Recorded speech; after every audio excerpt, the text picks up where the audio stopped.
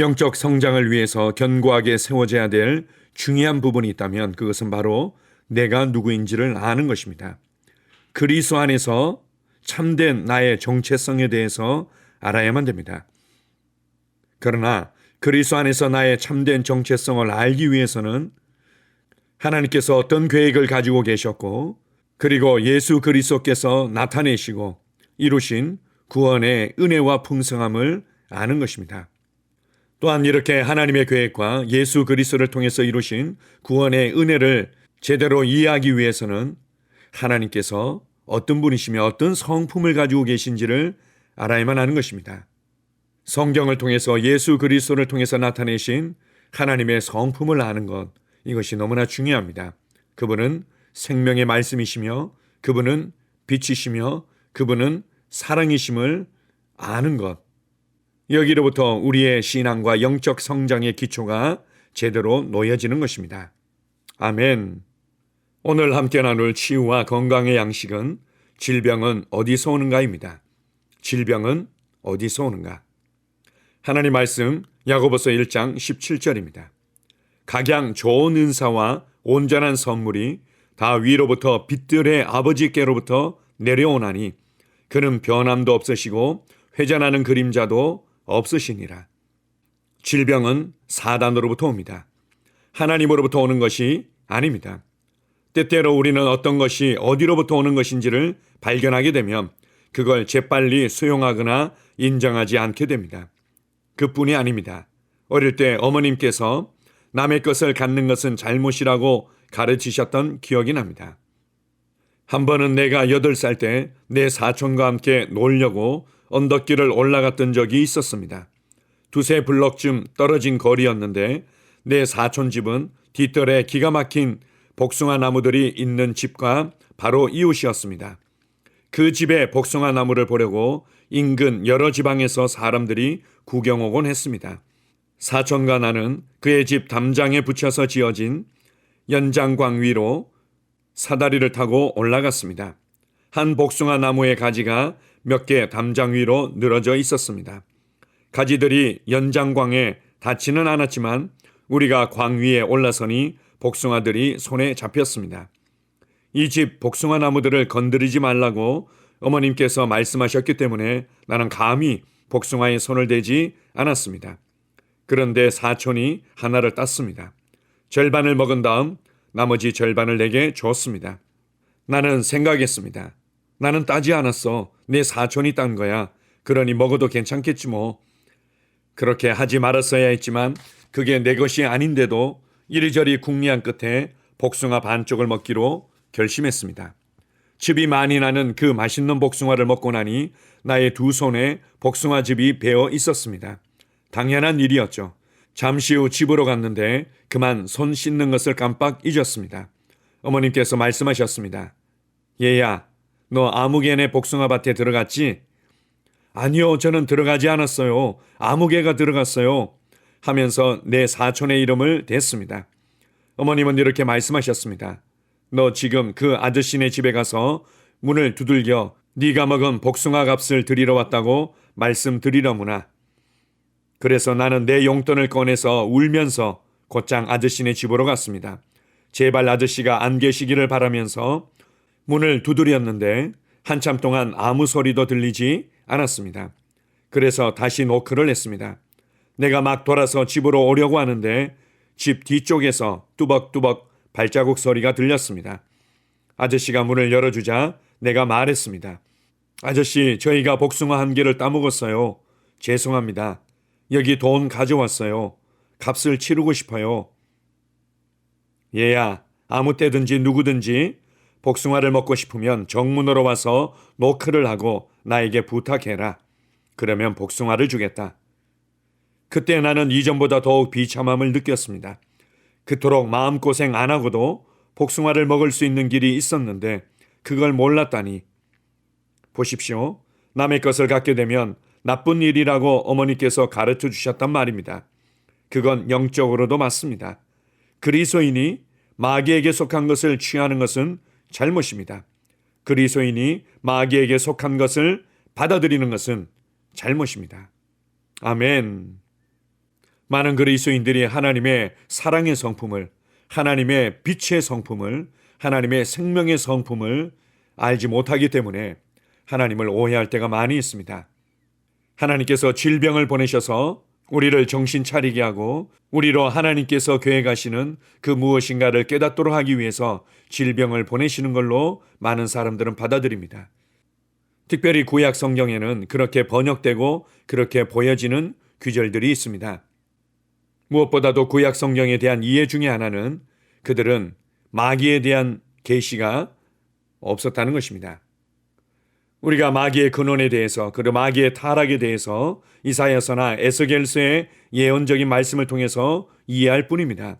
구약의 선지자들을 통해서, 그리고 여러 성경 저자들을 통해서 하나님께서 부분적으로 하나님의 어떠하심과 하나님의 구원의 계획들을 계시해 두셨지만 여전히 그들에게는 영적인 세계에 대한 이해와 비밀들이 감추어져 있었습니다. 그래서 아주 희미하게 그 무엇인가를 일부 볼 뿐이었습니다. 특별히 마귀에 대한 이해들은 거의 없었습니다. 그래서 이것이 하나님께서 하신 일인지 마귀가 행한 일인지를 그들은 구분할 수 없었던 것입니다. 그러나 이제 예수 그리스도를 통해서 하나님이 어떤 분이시며 하나님께서 어떻게 행하시는 분이고 하나님께서 우리를 어떻게 대하시는 분인지를 밝히 알 수 있었습니다. 예수님께서 질병을 어떻게 대하셨는지, 예수님께서 마귀의 일들을 어떻게 대하셨는지를 본다면 우리는 이 질병이 하나님께로부터 온 것이 아니라 마귀로부터 왔다는 것을 명확하게 알 수 있습니다. 누가 아군이고 누가 적군인지를 알지 못한다면 이 싸움은 결코 제대로 할 수 없고 이길 수가 없습니다. 마찬가지로 우리가 질병의 고통으로부터 낫기를 원하지만 이 질병이 어디로부터 왔는지, 그래서 내가 누구와 싸워야 되는지, 내가 어떻게 믿음을 발휘해야 되는지를 알지 못한다면 이 믿음의 싸움은 아주 어려워질 수밖에 없습니다. 기억하십시오. 질병은 하나님께로부터 온 것이 아닙니다. 질병은 마귀로부터 온 것입니다. 아멘. 함께 고백하겠습니다. 나는 하나님으로부터 나오는 것만을 받아들입니다. 건강과 치유를 포함해서 모든 좋은 선물은 하나님께로부터 나옵니다. 아멘. 다시 한번 고백합니다. 나는 하나님께로부터 나오는 것만을 받아들입니다. 건강과 치유를 포함해서 모든 좋은 선물은 하나님께로부터 나옵니다. 아멘. 치유 고백기도. 하나님 아버지, 하나님께서 나의 아버지가 되시니 감사합니다. 하나님 아버지께서 갈보리 십자가에서 질병으로부터 나를 건져주셔서 감사드립니다. 나는 그 사실을 받아들이고 아버지께 감사를 드립니다. 마태복음 8장 17절에 예수님께서 친히 나의 연약한 것을 담당하시고 나의 병을 짊어지셨다고 기록되어 있습니다. 예수님께서 나의 연약한 것들을 짊어지셨고 나의 병을 짊어지셨기 때문에 나는 나음을 받았습니다. 나는 자유합니다. 나에게는 더 이상 병이 없습니다. 예수님께서 나를 위해 병을 짊어지셨습니다. 또한 베드로전서 2장 24절에도 제가 채찍에 맞음으로 너희가 나음을 얻었다고 기록되어 있습니다. 그러므로 나는 나음을 받았습니다. 나는 지금 그가 채찍에 맞음으로 나음을 입었습니다. 나는 지금 나았습니다. 나는 지금 건강합니다. 나는 그것을 마음으로 믿습니다. 나는 그것을 내 마음에 믿기 때문에 내 입으로 그렇게 말합니다. 그가 채찍에 맞음으로 나는 치유를 받았습니다. 할렐루야! 예수님께서 친히 나의 연약한 것을 담당하시고 나의 병을 짊어지셨다고 마태복음 8장 17절에 기록되어 있습니다. 예수님이 짊어지셨으니 나는 짊어질 필요가 없습니다. 예수님이 나의 연약한 것을 담당하셨기 때문에, 예수님이 나의 병을 짊어지셨기 때문에 나는 나음을 얻었습니다. 나는 자유합니다. 예수님께서 2000년 전 나의 치유를 위해 십자가에서 값을 지불하셨기 때문에 치유는 나의 것이라는 사실을 나는 압니다. 나는 예수님께서 나에게 공급해 주신 치유를 받아들입니다. 내 몸의 고통과 괴로움은 예수님에게로 넘어갔습니다. 나의 치유는 그리스도에게서 완성되었습니다. 그가 채찍에 맞음으로 나는 나음을 얻었습니다. 나는 2000년 전 예수님의 등에 채찍이 가해졌을 때 치유를 받았습니다. 나는 치유를 받으려고 노력하는 것이 아닙니다. 나는 이미 치유를 받았습니다. 나는 고침을 받았습니다. 나는 건강합니다. 내가 전에 할 수 없었던 일들을 이제는 할 수 있습니다. 내가 치유받았다는 것이 너무도 기쁩니다. 하나님 아버지, 당신의 치유 능력에 감사드립니다. 하나님의 치유 능력이 나의 몸에서 힘있게 역사하여 치유를 누리게 하시니 감사합니다. 증상이 나타날 때, 통증이 찾아올 때, 거짓된 말에 직면했을 때 나는 그것들을 거부합니다. 나는 오로지 하나님이 말씀하시는 것만 믿고 생각합니다. 나는 하나님의 말씀이 진리이기 때문에 진리를 말하고 진리를 선포합니다. 하나님의 말씀에 의하면 나는 치유 받았습니다. 예수님이 채찍에 맞으심으로 나는 나음을 얻었습니다. 나는 그 치유를 오늘 받아들입니다. 나는 하나님의 말씀 위에 서 있습니다. 나는 증상이 어떠하든 내 기분이 어떠하든 상관치 않습니다. 나는 하나님의 말씀대로 내가 치유되었음을 믿습니다. 나는 신유를 믿습니다. 나는 하나님의 능력을 믿습니다. 그리고 나는 치유의 능력이 지금 내 몸 안에서 역사하면서 치유를 일으키고 있음을 믿습니다. 나는 믿음의 스위치를 계속 켜두겠습니다. 나는 하나님의 치유 능력이 내 몸 속에서 활발히 역사하여 병을 몰아내고 치유를 가져다 준 것을 믿습니다. 하나님 아버지, 하나님의 치유 능력이 바로 지금 내 몸 안에서 역사하고 있음을 감사드립니다. 내가 건강하고 온전해진 것을 인하여 하나님께 감사를 드립니다. 하나님의 말씀은 역사합니다. 시편 107편 20절은 저가 그 말씀을 보내어 저희를 고치셨다고 말합니다. 그러므로 나는 하나님께서 그 말씀을 보내어 나를 고치셨음을 압니다. 나는 더 이상 병을 가지고 있지 않습니다. 하나님께서 그의 말씀을 보내어 나를 고치셨습니다. 그러므로 나에게는 더 이상 병이 없습니다. 주님께서 그의 말씀을 보내어 나를 치유하셨습니다. 나는 하나님의 말씀이 내 눈에서 떠나지 않게 하겠습니다. 하나님의 말씀을 주야로 묵상하겠습니다. 왜냐하면 하나님의 말씀은 나의 온 육체에 생명과 건강과 치유가 되기 때문입니다. 나는 내 자신을 건강하고 온전하고 치유가 된 모습으로 바라봅니다. 하나님의 말씀은 하나님의 능력입니다. 내가 말씀을 읽고 말씀을 묵상할 때 나는 치유를 받고 누립니다. 나는 예수님 안에 거하고 예수님 말씀이 내 안에 거하도록 합니다. 그 다음에 무엇이든지 내가 원하는 대로 구합니다.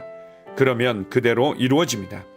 이것이 내가 기도 응답을 받는 방법입니다.